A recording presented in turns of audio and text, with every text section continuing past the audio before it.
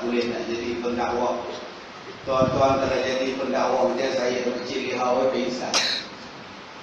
Orang tanya saya, Ustaz tak bawa isteri ke? Isteri ke rumah? Dia tak ikut Ustaz? Tak.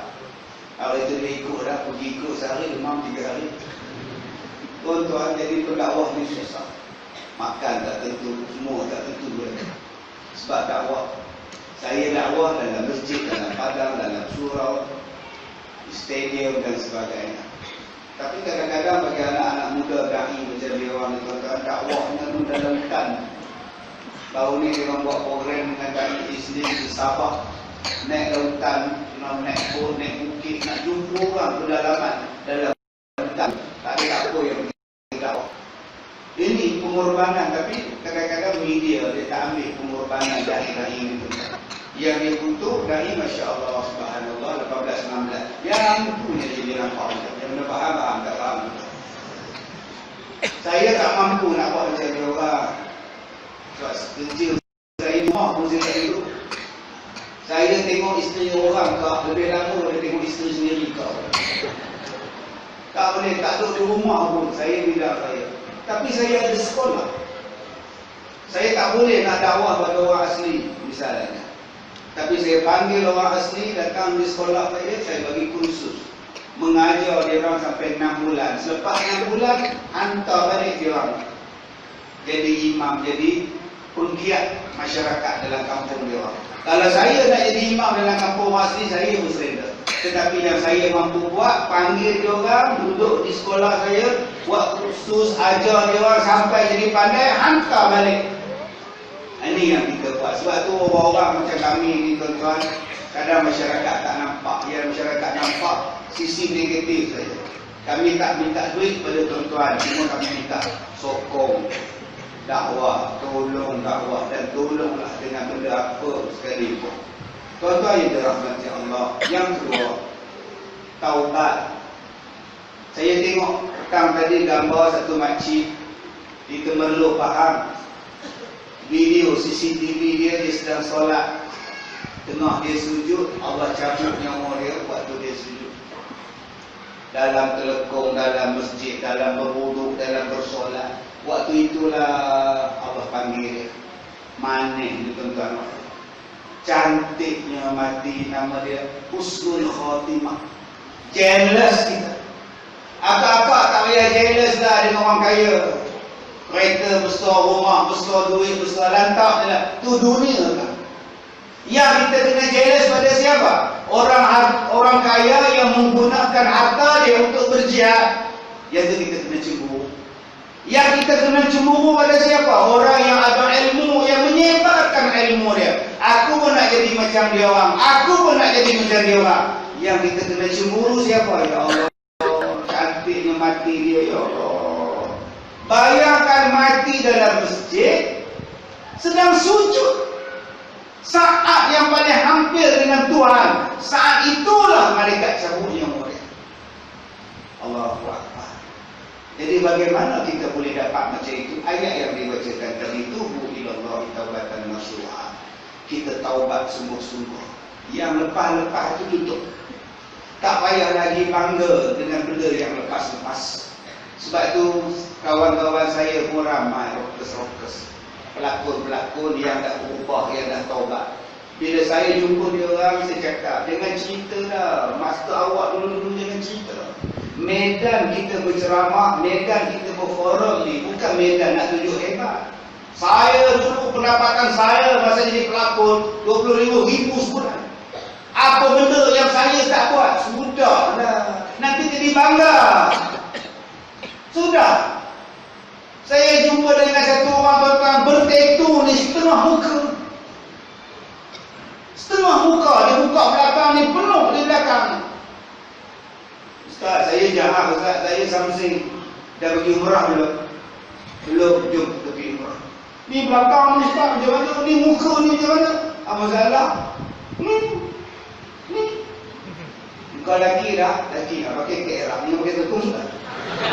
Kau lelaki, kau jangan lelaki. Engkau begitu badan. Ni banyak-banyak tattoo ni.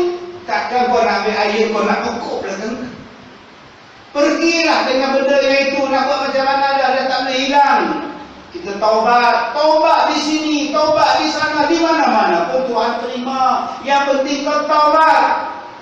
Dan saya pesan pada dia, jangan bangga tattoo ni, jangan bangga. Sebab ada orang yang pasang tattoo kat sini. Tattoo kat situ, aku ni tattoo di tekak. Engkau cakap tattoo di lengan ni apa ada? Ni tengok muka ni hero. Cuma sekarang boleh taubat. Tak payah, kalau kau taubat, engkau tak sebut jangan kau. Dah. Yang kedua, kalau kita taubat, datang menuntut ilmu. Itu tanda orang bertaubat. Yang ketiga, tanda orang bertaubat ialah beribadat. Bukan balik pada Mekah, ada buat FB Live lagi. Tayang. Kita dah balik umrah, tahu tayang balik. Itu belum taubat. Taubat yang balik pada fitrah kau. Balik pada asal kau. Hamba Allah. Saya takut pada Allah. Saya taubat padamu, ya Allah. Itu taubat. Bila dah taubat macam itulah tuan-tuan, jangan ditutup lagi. Kita tengok dia datang semayang. Dia semayang. Anak tempe. Itu mesti ada waktu. Nuri pun datang masjid. Janganlah dikutuk. Tengok dia ni bilang. Jadi bila tempe, dulu meledak orang tu. Dulu mencuri tu. Yang dulu terlepas. Yang Allah nak tengok nanti sekarang ni. Ni saya sekarang ni tuan-tuan pakai kopiah, pakai bunga-bunga, duk ceramah. Adakah saya baik? Belum. Allah nak tengok waktu mati nanti je mana. Pukul 9.30 saya ceramah di masjid. Balik ke hotel, lepas apa pun nak buat malam ni. Tengok depan hotel saya tu, karaoke, KTV. Lepur kawan, Din, jom karaoke, kita karok. Masuk karok, tengah-tengah karok, kena karet. Meninggal di situ. Sekarang meninggal waktu apa? Meninggal tengah karaoke. Mana tak mana? Sebab itu yang kita takut waktu kita itu. Sebab itu kita ni diberi peluang oleh Allah untuk taubat. Dia tikam nombor, siang malam tikam nombor. Satu malam dia mimpi. Dia dipukul dalam kubur. Menjerit, aduh sakit, tolong sakit. Isteri kejut. Abang sakit. Abang meninggal. Abang kena pukul kubur. Abang takut, ya Allah. Dia berlari ke bilik air, dia ambil wuduk, dia sembahyang taubat. Allah Akbar, aku taubat, ya Allah. Pukul 4 pagi dia taubat. Menangis sembahyang taubat. Sampai ke subuh dia sembahyang Allah Akbar. Pukul 7 pagi isteri cakap, abang Roy nangis juga. Pergilah cari nasi lemak, saya lapar. Sambil naik motor nangis taubat. Balik daripada beli nasi lemak itulah dia langgar dia bersekali ajak. Mati dia dalam keadaan dia taubat. Tapi kita tak tahu. Kita semayang mayat dia di masjid, kita kata apa? Tengok. Waktu hidup tak datang masjid, mati datang. Itu pun mengada depan imam dah duduk. Jangan kutuk, dia dah taubat tapi kita tak tahu. Sebab tu tuan-tuan jaga mulut. Kalau nak masa mati dalam keadaan baik, jagalah mata, jagalah mulut, jagalah segala-galanya. Saya tutup ceramah malam ini tuan-tuan dengan doa yang saya nak kongsikan pada tuan-tuan. Mudah-mudahan tuan-tuan boleh amalkan.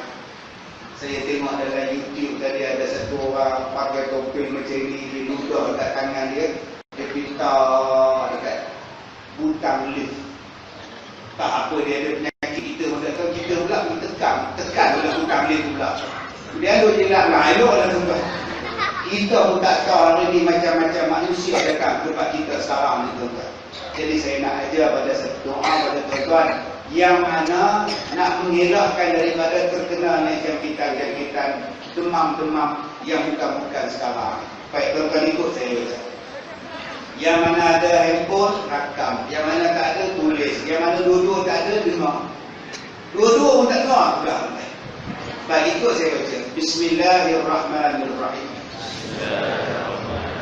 Bismillahirrahmanirrahim. A'udzu billahil azim min kulli syarri irqin na'arin wa min syarri harin nar. Bismillahil kabir. A'udzu billahil azim min kulli syarri irqin na'arin wa min syarri harin nar. Baik, jadi kalau tuan-tuan dah rasa demam, rasa batuk, rasa dah tak sedap, baca doa. Okey, yang kedua, doa yang diajar oleh Nabi Ibrahim kepada dua anak dia. Mudah-mudahan kita boleh amalkan seperti mana Rasulullah amalkan kepada cucu-cucu Rasulullah. Baik, ikut saya baca. A'udzu bi kalimatillah at-tamma min kulli syaitanin wa hamma wa min kulli ainin lamma. Baik, saya ijazahkan dua bacaan doa ni pada tuan-tuan. Mudah-mudahan tuan-tuan boleh beramal. Taqabbalallahu minkum. Baik, insyaAllah bagi tuan-tuan yang nak bantu sekolah saya nak terbitkan buku saya ni, ketua-ketua saya, dan doa-doa yang saya amalkan ada dalam buku ini, termasuklah doa yang saya ajarkan tadi. Tuan-tuan boleh sedekah kepada sekolah saya dan dapatkanlah buku-buku ini. Terima kasih Dai Anas yang sudi menemani saya pada malam ini. InsyaAllah kita jumpa lagi tuan-tuan. Saya minta maaf jika terkasar bahasa. Terima kasih yang di dekat kawasan masjid. Wabillahi taufiq wal hidayah. Assalamualaikum warahmatullahi wabarakatuh.